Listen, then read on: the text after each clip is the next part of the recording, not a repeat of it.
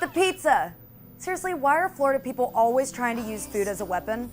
You'd never make Florida on purpose. A Newport Richie pizza maker was assaulted with his own product by an unhappy customer this week.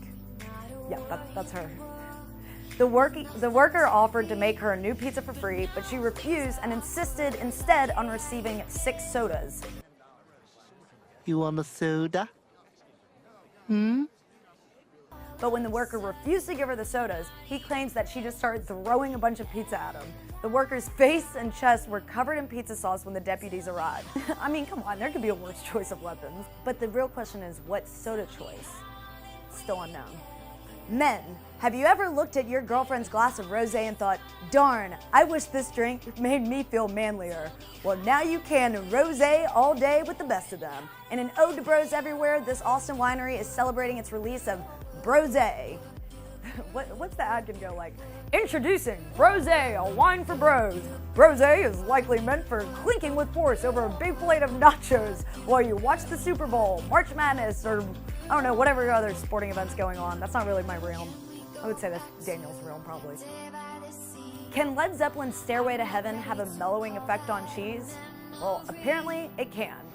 According to a study from Bern University of Arts in Switzerland, it's always the Swiss people.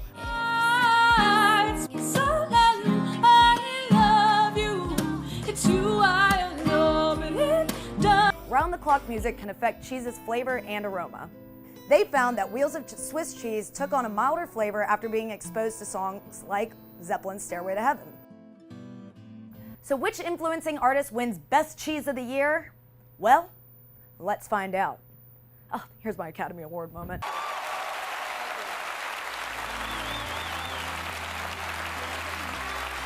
Daniel, envelope please. And the winner, Best Influencing Artist of Cheese, goes to A Tribe Called Quest. That's pretty cool.